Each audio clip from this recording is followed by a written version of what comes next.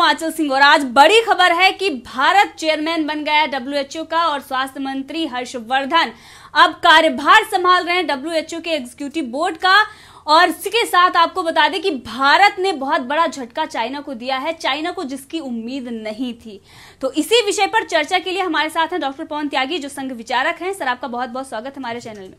Sir, Bharat ने जो इतना बड़ा झटका चाइना को दिया है, क्योंकि चाइना ने तो इससे पहले सोचा नहीं था, क्योंकि लगातार वो जैसी गतिविधियां करता आ रहा है, चाहे सीमा पर हो या चाहे जो निवेश को लेकर जो उसकी विस्तारवादी नीति है, दुनिया भी उससे त्रस्त है। और भारत ने अब उसके खिलाफ इतना बड़ा दुश्मन तैयार कर दिया है उसका कि अब चाइना को ये बात समझ में आ गई होगी कि अब जो उसकी विस्तारवाद की नीति है, जो वो जहर उगल रहा था, अब उसको थोड़ा समेटना चाहिए। हम बात कर रहे हैं ताइवान की। तो क्या ताइवान जो आज भारत ताइवान के साथ खड़ा हुआ है, ये चाइना के लिए सबसे बड़ा झटका होगा? देखिए, चाइना या कोई भी देश जब राजनीति करते हैं तो वो किसी देश को कमजोर करने के लिए उनका दुश्मन ढूंढते हैं। और इस तरह से चाइना पिछले दिनों से क्या कर रहा है कि पाकिस्तान को आगे करके प्रॉक्सी वॉर कर रहा है, आतंकवादी भेजता है। इसी तरह उसने नेपाल में एक्टिविटी बढ़ाने की कोशिश की, पीओके में एक्टिविटी बढ़ाने की कोशिश की।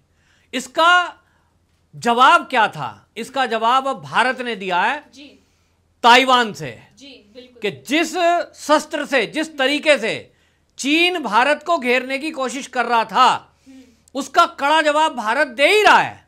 चाहे वो नेपाल मुद्दा हो, चाहे वो पाकिस्तान में आतंकवाद का मुद्दा हो, भारत डट के मुकाबला कर रहा है। लेकिन अब उसी की भाषा में भारत ने उसको जवाब देना तय किया। और आप देखिए कि जो ताइवान के राष्ट्रपति जी हैं, ये राष्ट्रपति 16 में भी बने थे, तब भारत नहीं गया था, क्योंकि भारत की एक नीति है कि वो खामोखा किसी से नहीं उलझता। लेकिन जिस तरह से पिछले दिनों ये मोदी सरकार जब से बनी है और तब से चाइना की तरफ से जो किया गया, उसकी एक्टिविटी जो रही, तो उसने इंटरफेयर करने की जब भारत में कोशिश की, तब मोदी जी ने अपनी नीति चेंज की। और आज हमारे मीनाक्षी लेखी एमपी और राजीव कसवान, ये 2 वीडियो कॉन्फ्रेंसिंग के जरिए ये ताइवान की राष्ट्रपति के शपथ ग्रहण समारोह में शामिल होते हैं। इसका मतलब क्या है? इसका एक बड़ा और कड़ा संदेश है कि भारत सरकार ताइवान को अपनी तरफ से पूरी मान्यता दे रही है और ये आगे आने वाले समय में भारत के रिश्तों को मजबूत करेगा। वहीं इन्हीं रिश्तों के जरिए चाइना को करारा जवाब दिया जाएगा, क्योंकि अब चाइना को घुस के मारने का जो रास्ता है वो ताइवान से होके जाएगा। एक और दूसरी बात, इस घटना के साथ साथ आप देखिए, भारत सरकार ने अमेरिका से अच्छे रिश्ते किए।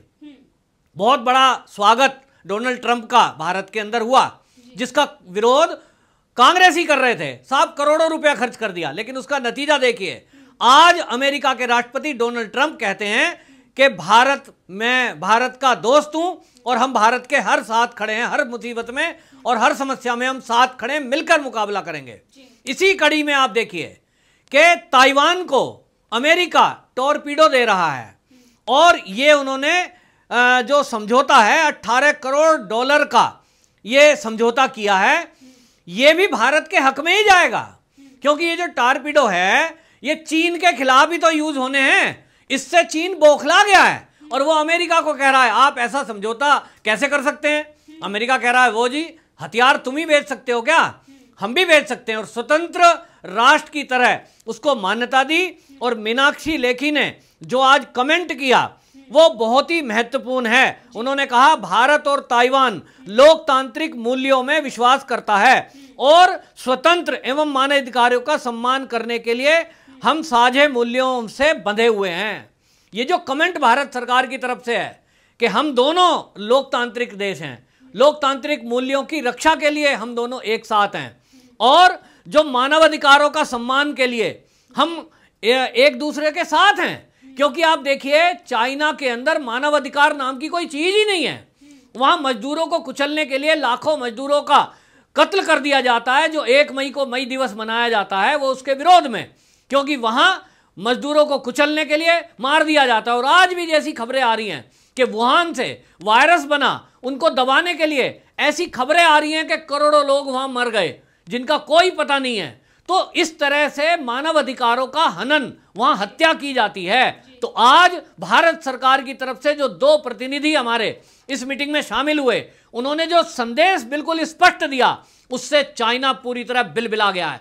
और अब चाइना को लग गया है कि बेटा तुम जो चाल भारत के विरुद्ध चलने की कोशिश कर रहे थे वो तो तुम्हारी चली नहीं, इसके अलावा जो तुम्हारी नाक में नकेल डालने में काम कर सकते हैं, उन देशों का हाथ अब भारत के साथ आ गया है।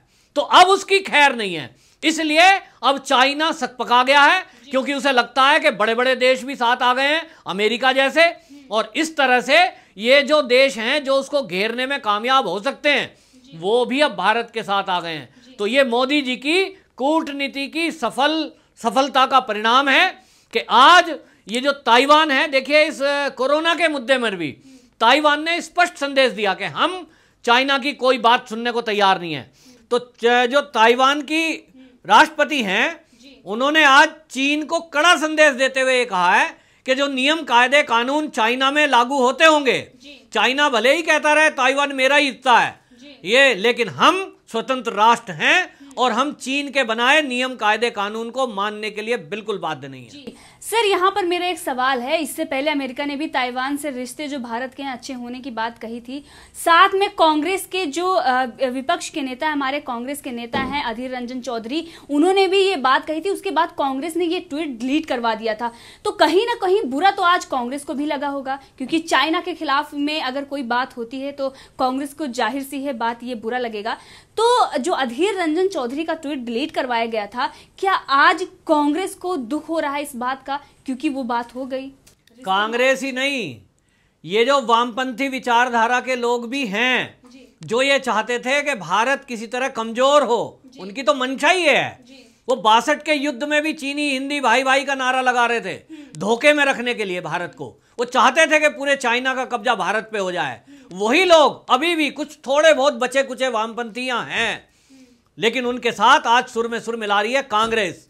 तो कांग्रेस भी आज ये चाह रही है कि चाइना का आधिपत्य भारत पे हो जाए, लेकिन ये मात्र सोनिया गांधी और कांग्रेस का सपना मात्र है, ये पूरा नहीं होगा। अधीर रंजन चौधरी ने, यदि उनका एक स्वाभिमान जागा होगा, कुछ बुद्धि जागी होगी, क्योंकि विपक्ष के नेता हैं, तो उनको लगा कि ताइवान से भारत के राजनयिक संबंध अच्छे होने चाहिए, और इसलिए उन्होंने ट्वीट कर दिया। लेकिन कहीं ना कहीं पीछे से सोनिया गांधी और उनकी जो सोच है, ये चाइना को सपोर्ट करने वाली, जिसके तहत राहुल गांधी जाकर के मीटिंग करते हैं वहां के राजदूत से, गुपचुप मीटिंग, और वो सोच ही ऐसी है कि उन्हें लगा होगा ये तो भाई चाइना नाराज हो जाएगा। तो इसलिए अधीर रंजन चौधरी से वो ट्वीट डिलीट करा दिया गया, जो हमारे भारत के हित की चीज थी। ये कांग्रेस की एक राजनीति है, ये इनकी एक सोच है, ये विचारधारा है कि भारत के हित में जो भी चीज हो, इनको उसका विरोध करना है। और अगर इनकी पार्टी में कोई बंदा ऐसा होगा जो भारत के हित की बात करेगा, तो ये कहेंगे ये तो बीजेपी चाह रही थी, ये बीजेपी की भाषा बोल रहा है, तो उसको या तो बैन कर देंगे, उसको पार्टी से निकाल देंगे, उसको सस्पेंड कर देंगे। तो इनका काम यही है कांग्रेस का। और इसलिए अब कांग्रेस में भी जो कुछ लोग ऐसे हैं जो देश के हित को सोचते हैं, वो उनको छोड़कर ये आने ही वाले हैं, क्योंकि वहां परेशान हो गए हैं। वहां तो कोई एक तरह से स्वतंत्रता है ही नहीं, वहां सोनिया गांधी जो बोलेगी वो फाइनल है। बिल्कुल सही कहा आपने, कांग्रेस का यही चेहरा रहा है, क्योंकि जो अधीर रंजन चौधरी, उन्होंने चाइना के जो फन है उनके कुचलने की बात कही थी, सेना की भी बड़ाई करी थी, तो उनको पचा नहीं था, जिसकी वजह से उन्होंने ट्वीट डिलीट करवा दिया था। और वहीं पर आज जैसे 22 मई है आज, तो आज जो हमारे केंद्रीय स्वास्थ्य मंत्री हैं डॉक्टर हर्षवर्धन, उन्होंने आज कार्यभार संभाला WHO के। ये भारत को गौरव करने वाली बात है, क्योंकि ये 3 साल तक अब भारत ही संभालेगा, एग्जीक्यूटिव बोर्ड का चेयरमैन रहेगा। तो इस पर आपका क्या कहना है? देखिए, डॉक्टर हर्षवर्धन जी का इस पद पर रहना, बनना, ये भारत के लिए वास्तव में गर्व की बात है। और उनकी जो बैकग्राउंड है, ये जो कांग्रेस रोज प्रतिदिन गाली देती है संग संग संगी संगी करके, आपको बता दूं कि डॉक्टर हर्षवर्धन की भी जो बैकग्राउंड है वो RSS की ही बैकग्राउंड के हैं और स्वयंसेवक हैं। अब एक संघ का स्वयंसेवक कैसा काम करेगा ये पूरी दुनिया देखेगी। और इतना पक्का है कि जितने पहले वाले रहे हैं वैसा कोई पार्शलिटी नहीं करेंगे। दूध का दूध, पानी का पानी होगा। चाइना जिसकी तरफ सब पूरी दुनिया देख रही है कि चाइना का घोटाला खुलना चाहिए, चाइना का कोरोना पर खुलासा होना चाहिए, तो डॉक्टर हर्षवर्धन जी की तरफ नजर है और पूरे देश को, पूरी दुनिया को यह उम्मीद है कि ये संघ का स्वयंसेवक जिस परिभाषा में पले बड़े हैं और जैसा उन्होंने स्वास्थ्य मंत्रालय चलाया है, जो उनका रिकॉर्ड रहा है, ट्रैक रहा है राजनीति में, वो ट्रैक बताता है कि वो एक ईमानदार स्वच्छ छवि के डॉक्टर हैं और वहीं कुशल राजनीतिक हैं। तो चाइना के लिए भी ये परेशानी का कारण है कि वो मोदी जी के बहुत क्लोज हैं। मोदी जी जो सोचते हैं डॉक्टर हर्षवर्धन जी उसको इंप्लीमेंट करते हैं। तो दोनों की जोड़ी मिलकर के ये चाइना को सबक सिखाने के लिए। आपका बहुत बहुत धन्यवाद हमसे जुड़ने के लिए। जय हिंद, जय भारत।